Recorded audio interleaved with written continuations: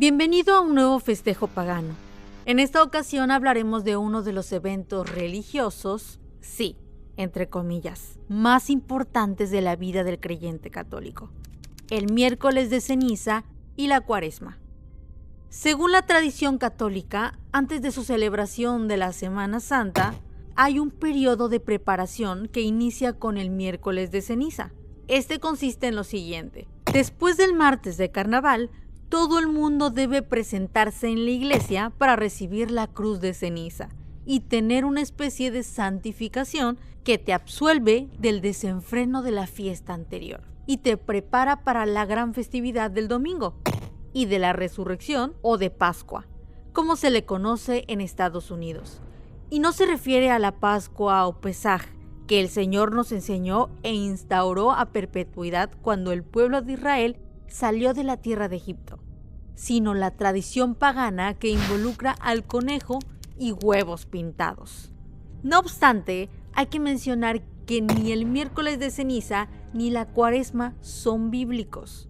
La verdad es que no hay una sola porción de la Escritura que mencione que este día y los otros posteriores deben guardarse o hacer todo lo que el catolicismo nos ha enseñado durante siglos. Pero entonces nace la pregunta: ¿de dónde llega la tradición de ponerse una cruz de ceniza en la frente este día? ¿Y por qué? La Cuaresma se originó en la antigua religión de los misterios de Babilonia. Los 40 días de la abstinencia de la Cuaresma fueron tomados directamente de los adoradores de la diosa babilónica Astarte o Acera. Parece que entre los pueblos paganos esta Cuaresma era una preparación indispensable para la gran fiesta anual de conmemoración de la muerte y la resurrección de Tamuz. La fiesta de Tamuz era usualmente celebrada en junio, también llamado el mes de Tamuz. La Cuaresma era celebrada 40 días antes de la fiesta e incluía llanto y regocijo alternos. Esta es la razón por la cual la Cuaresma significa primavera, porque se llevaba a cabo desde la primavera hasta principios del verano. La Biblia registra a la antigua Judá adorando a este falso dios. Y me dijo: Hijo de hombre, ¿has visto lo que los ancianos de la casa de Israel están haciendo en la oscuridad, cada uno en sus cámaras plagadas de imágenes? Porque dicen: Yahweh no nos ve, Yahweh ha abandonado la tierra. Me dijo después: vuélvete y verás abominaciones aún mayores que ellos hacen. Y me llevó junto a la puerta septentrional de la casa de Yahweh, y vi allí mujeres sentadas llorando a Tamuz. Y me dijo: ¿has visto, hijo de hombre? Pues aún verás mayores abominaciones que esta. Ezequiel 8, 12 al 15. Y como siempre tenía razón. Se nos ocurrió cristianizar las abominables fiestas idólatras. Esta fue sin duda una gran abominación ante los ojos de Dios. Pero, ¿por qué la iglesia en Roma instituyó tal fiesta pagana? La respuesta es bastante obvia. Todo fue parte de un buen plan mercadológico, para atraer a los paganos al cristianismo nominal catolicismo. Roma, siguiendo sus políticas acostumbradas, tomó medidas para amalgamar las fiestas paganas y cristianas, y por medio de un complicado pero hábil ajuste del calendario, encontró que no era difícil. En general, consiguió que el paganismo y el cristianismo, ahora muy hundidos en la idolatría, se dieran la mano tanto en esto como en muchas otras cosas. La Iglesia romana reemplazó la Pascua de la Biblia, moviendo la fiesta pagana de Tamuz al principio de la primavera, cristianizándola. La Cuaresma se movió con esta. Este cambio del calendario con respecto a la Pascua, que estuvo acompañado de trascendentales consecuencias, introdujo en el cristianismo la más grande corrupción y la más profunda superstición en unión con la abstinencia de la Cuaresma.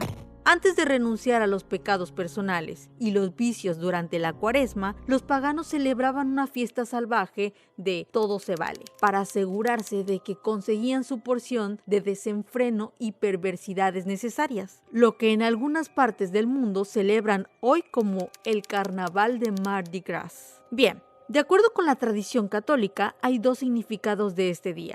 El primero es para recordarnos que del polvo, tierra, fuimos extraídos y a esta regresamos. Génesis 3:9, Eclesiastés 12:7. Y la otra es un poco más elaborada.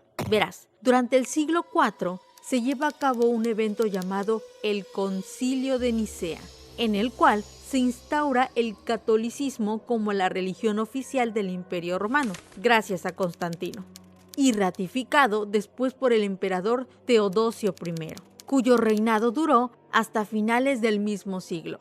Al suceder esto, ninguna persona que predicara o mencionara algo que estuviera fuera de lo que la nueva religión estableciera podría vivir sin ser castigado, pues era considerado hereje. Bien, es precisamente en estos siglos 5 y 6 que escritores católicos como Tertuliano, Jerónimo, Cipriano, Ambrosio aluden el establecimiento del miércoles de ceniza a la penitencia pública, evento en el que se escogió la ceniza y el saco como prenda de vestir para señalar a aquellos que habían cometido pecados graves y notorios. A partir de este día y hasta el jueves de la Semana Santa, debían estar incluidos portando dichos atuendos cubiertos de ceniza, en el caso de los hombres, y una señal en la frente en el caso de las mujeres. En algunas ocasiones, con cilicio, para este ritual, se quemaban las palmas del Domingo de Ramos del año anterior y se reservaban para este evento, que dicho sea de paso, para entonces ya era muy esperado por la sociedad, pues había morbo en razón de saber quiénes eran nuevos penitentes públicos. Después de haber pasado su periodo de afrenta, llamado de alguna manera, le otorgan al creyente la bendición de la ceniza, o algo así como un indulto por su pecado, el cual no se empezó a entregar sino hasta el siglo XI. Y obviamente obtuvo mucha fama entre las comunidades católicas en la Europa de esa época, y se convirtió en una costumbre que se fue transformando hasta lo que hoy se conoce como el miércoles de ceniza. Es interesante saber que esta costumbre, como una pena penitente, valga la redundancia, no era practicada por la iglesia primitiva en tiempos de los apóstoles y que la escritura no marca ningún tiempo específico. Sin embargo, según se explica, este tiene que ver con costumbres de tiempos bíblicos, cuya primera mención se tiene en Génesis 37-34, en el cual Jacobo se rasgó su ropa y se ciñó o vistió de cilicio, en señal de luto por la supuesta muerte de José. Y digo supuesta porque al leer el texto bíblico sabemos que éste no murió. Pero a pesar de ello, no hay un fundamento real, pues cubrirse la cabeza de polvo y ceñirse de cilicio era una cuestión de duelo, causado por un dolor muy grande o la pérdida de un ser querido.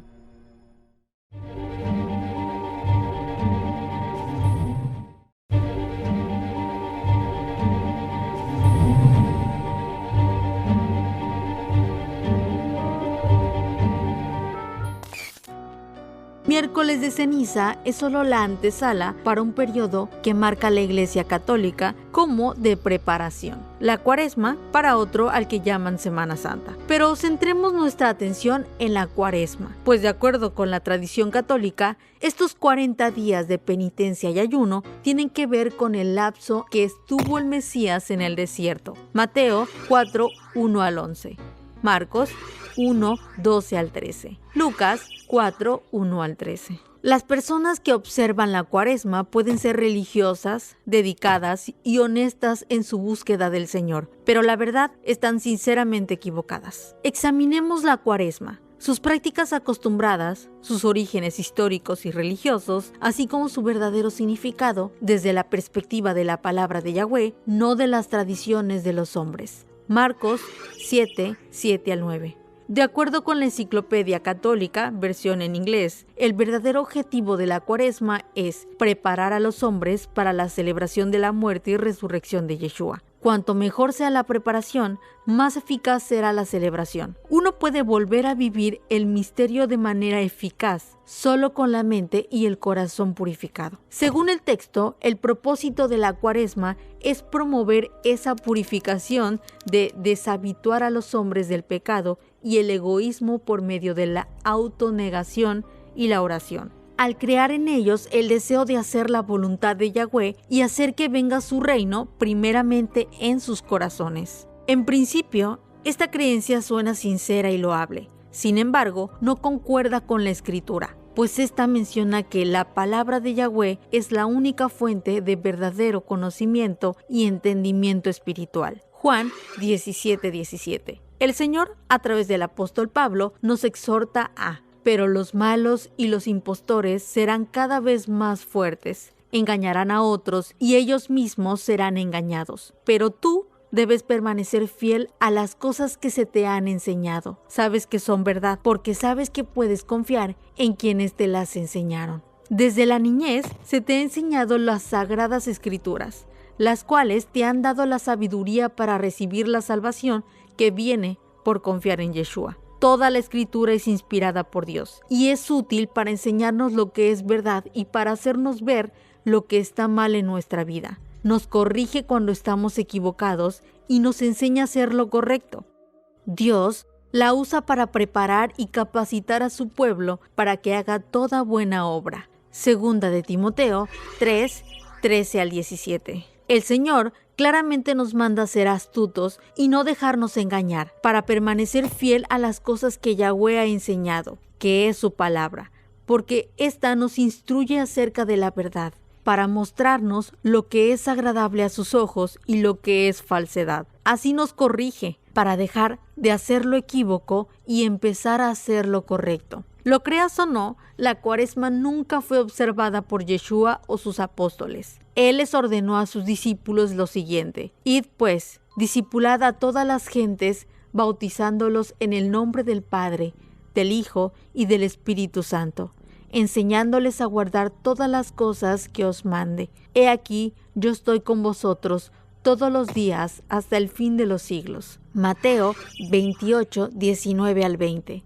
Yeshua nunca le ordenó a los discípulos que hicieran nada parecido a la Cuaresma o el miércoles de ceniza. El pueblo sí debía estar preparado para recibir el Espíritu del resucitado, pero es a través de la circuncisión del corazón, no indulgencias o tradiciones impuestas por hombres para sacar provecho de ellas. La Cuaresma no fue observada por la iglesia del primer siglo. Eso fue abordado por primera vez en la iglesia de Roma durante el concilio de Nicea, en el año 325 después de Yeshua, cuando el emperador Constantino oficialmente reconoció a esa iglesia como la religión estatal del Imperio Romano. Cualquier otra cosa de cristianismo que se adhiera a doctrinas contrarias a las de la Iglesia romana eran considerado un enemigo del Estado. En el año 360 después de Yeshua, el concilio de la Odisea oficialmente ordenó que la Cuaresma fuera observada. Esto más tarde fue ratificado gracias al edicto de Tesalónica en el año 380 después de Yeshua,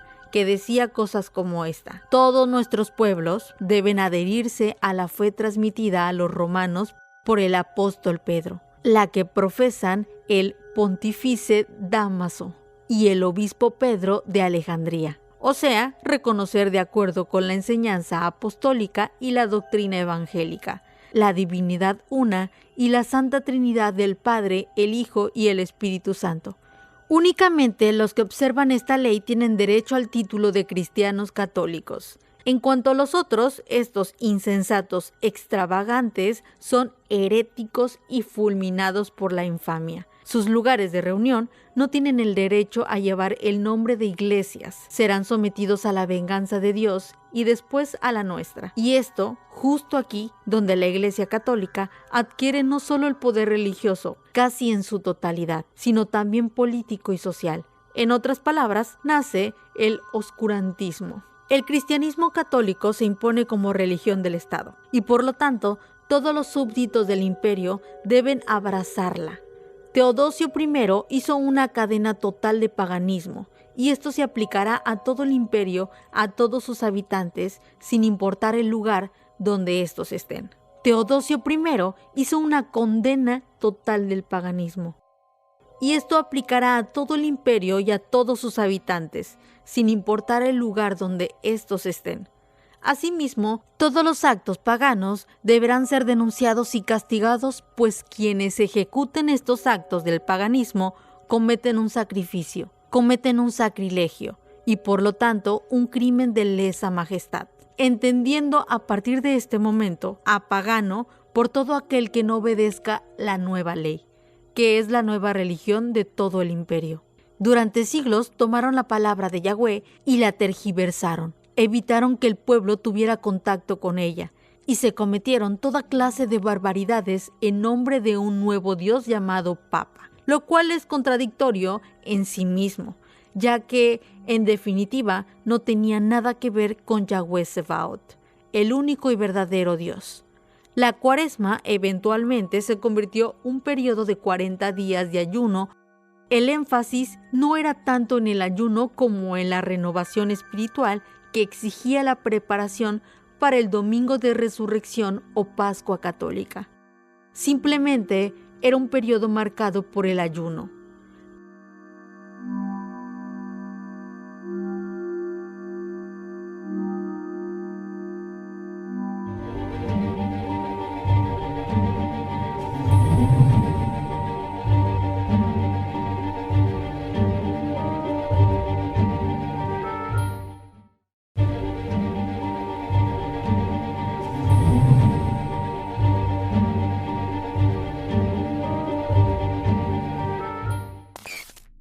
Ahora bien, tomemos un momento para analizar lo anterior a la luz de la palabra de Yahweh y poder entender por qué la Cuaresma, a pesar de lo que nos han enseñado por cientos de años, no es bíblica y no fue ni instaurada por Yahweh en la Torá o por el Mesías en el Brit Hadashah, que dicho sea de paso, ratificó al dar testimonio lo que ya estaba dicho en la Torá, en los profetas y los salmos. Si te percatas de lo anterior, tenemos una serie de leyes o edictos hechos por hombres que tomaron la fe del Mesías y la paganizaron para evitar que un imperio, ya en decadencia, terminara sus días. Es de mencionar que a la muerte de Teodosio I, el imperio romano jamás volvió a ser el mismo, pues como el griego fue descuartizado, cada una de sus extremidades otorgadas a diversos dirigentes. Dice la Escritura que miremos que nadie nos engañe por medio de filosofías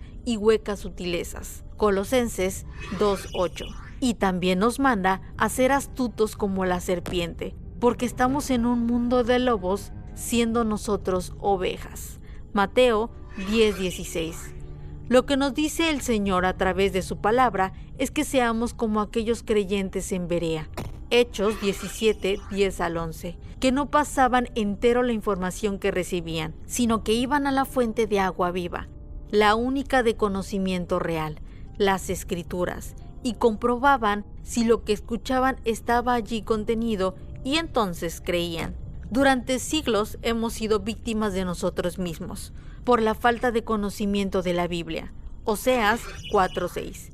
Y entonces practicábamos mitos y ritos paganos disfrazados de cristianos, en los cuales no adoramos a Yahweh o al Mesías, sino a Baal, que es el mismo Satanás. Y lo peor es que lo enseñamos a nuestros hijos, cuando el mandato es que los instruyamos en justicia, que no es otra cosa que la palabra de Yahweh. Deuteronomio 6:4-9.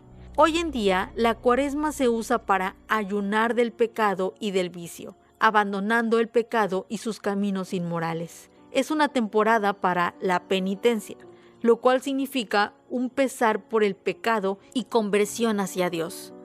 Esta tradición enseña que ayunar y emplear autodisciplina durante la Cuaresma le dará al creyente el control sobre sí mismo que necesita para dejar de transgredir la Torá. Aquí hay algo interesante, porque estos conceptos que se manejan, autodisciplina y autocontrol, no son otro nombre para un don del Espíritu Santo, la templanza o dominio propio, y esto solo viene del Señor.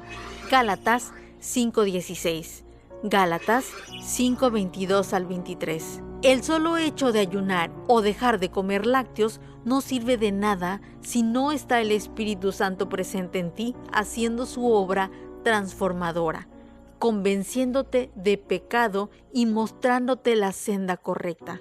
Lo anterior no es nuevo. Pablo o Saulo advirtió en contra de utilizar la autonegación como una herramienta para confiar en su propia voluntad. Él lo llamó culto voluntario o religiones impuestas por uno mismo. Si habéis muerto con el Mesías a los rudimentos del mundo, ¿por qué como si vivierais en el mundo os sometéis a preceptos?